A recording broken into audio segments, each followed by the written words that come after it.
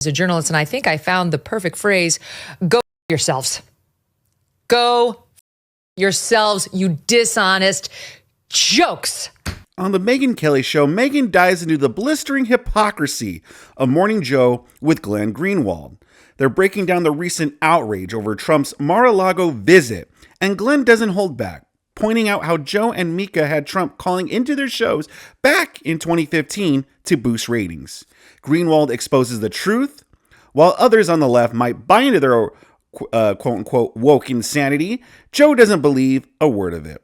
According to Glenn, it's all about self-interest. Let's see what Megyn Kelly and Glenn Greenwald have to say. With the absolutely ridiculous pair on the MSNBC morning show, Joe Scarborough and Mika Brzezinski.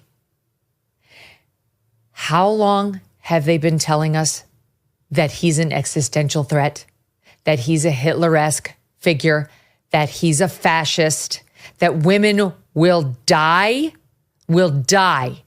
if he gets elected? Well, they've done a 180.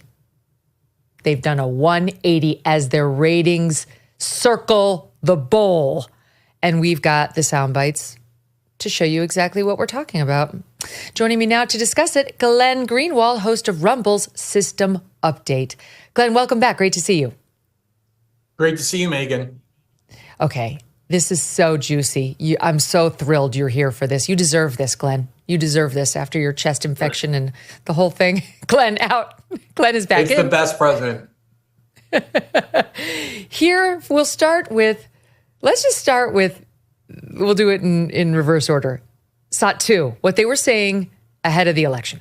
When is the time to sound the alarm? When is the time to start saying, well, does this look like Germany in 1932? His obsession with Hitler that has now come out. This is not a reach. I could go back and talk about Nazi Germany, and I do it without any concerns whatsoever. Who they are running against, a dark, dismal, fascist, and increasingly obviously fascist person. He's getting through the moment as an aging bullshit artist. Yeah. There's always a tinge of racism in everything he says. If you can't believe it and this is your choice, you're lying to yourself and you're going to ruin this country. Right. Hateful, racist, bigoted, tired, aging, branding, I wouldn't say genius, branding obsessed narcissist. He will imprison, he will execute whoever he's allowed to imprison,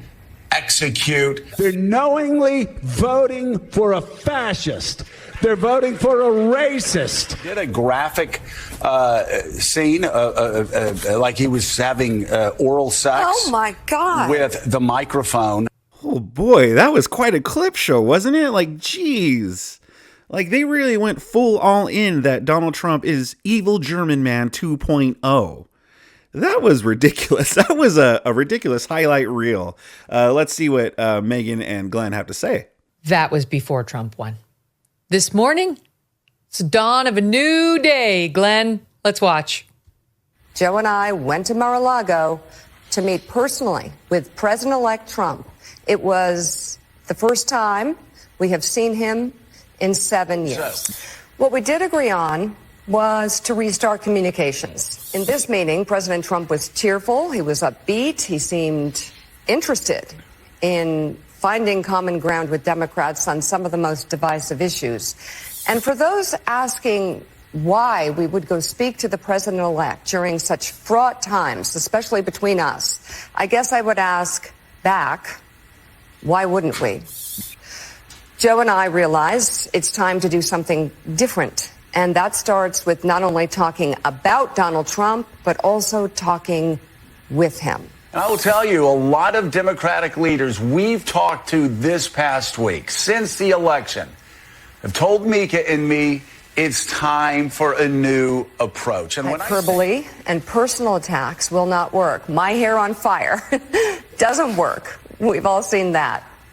What also does not work is threatening political opponents with arrest, harassment, and even jail. That is a failed path. This will be a consequential presidency. The question is whether it will be constructive. As for us, we also let him know that we will continue to speak truth to power and push back hard when called for. Oh, please. As we have with all presidents. Don't be mistaken. We're not here to defend or normalize Donald Trump. We're here to report on him. I searched for a way to respond appropriately, and I called on my 10 years as a litigator in addition to my now 20 as a journalist, and I think I found the perfect phrase: go yourselves. Go yourselves, you dishonest jokes of faux journalists. What an absurd farce that was, Glenn. Which one was insincere? He's Hitler? Or now we're going to speak truth to power and find a way of speaking to and working with Donald Trump? Which one was a lie? You know, Megyn, I've thought about this. This is not hyperbole. I've given actual thought to this. I've done rankings.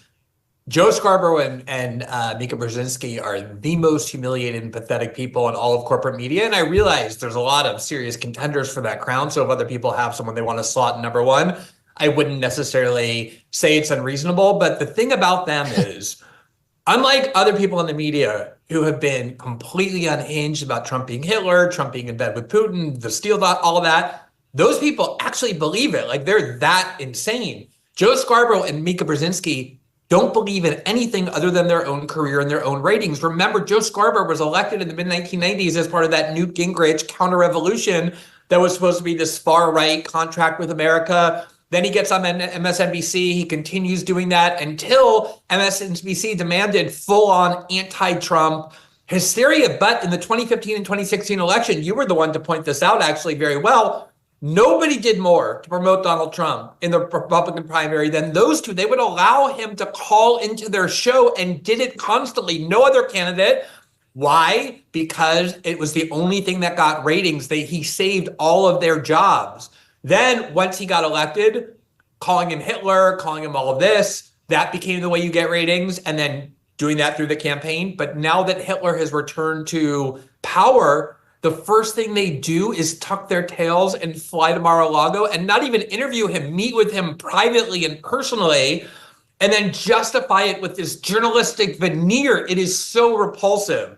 And the reason for it, as you know, is that MSNBC's ratings haven't just declined precipitously since Kamala lost. They basically have disappeared.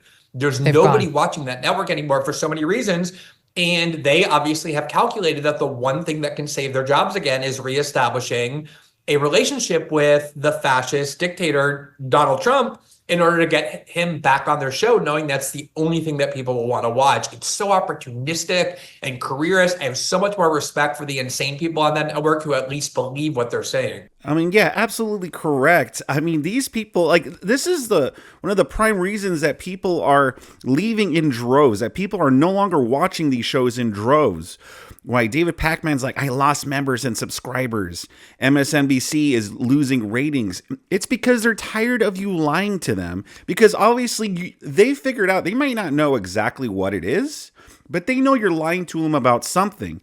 Because how can you go on TV, like that clip show earlier, every single week or day, however often they went on there and said that stuff, tell their audience, this is evil German man 2.0. We cannot elect him. He is a threat to democracy.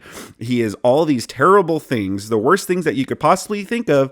Donald Trump is. How can you go and tell your audience and then the next day after the election's over be like, yeah, we met with evil German man 2.0 and, he was very cordial. It was very nice. And, listen, we're going to establish a relationship with him. Like, if he was so bad, why would you do that? And it's not even just these hosts. It's the same with the Democrats themselves. Joe Biden, is like, this is going to be I'm not kidding. This is no joke. This is going to be a peaceful transition of power. It's not hyperbole. And it's like, okay, well, you guys were saying how Donald Trump was a threat to our democracy. And now you're just like, yeah, this is going to be a peaceful transition. This is going to be good. We had a good meeting. Like, well, what is it? Which is it? Is this man really a threat like you've been going on and on about? Or are you guys BSing everybody? My guess, it's the latter.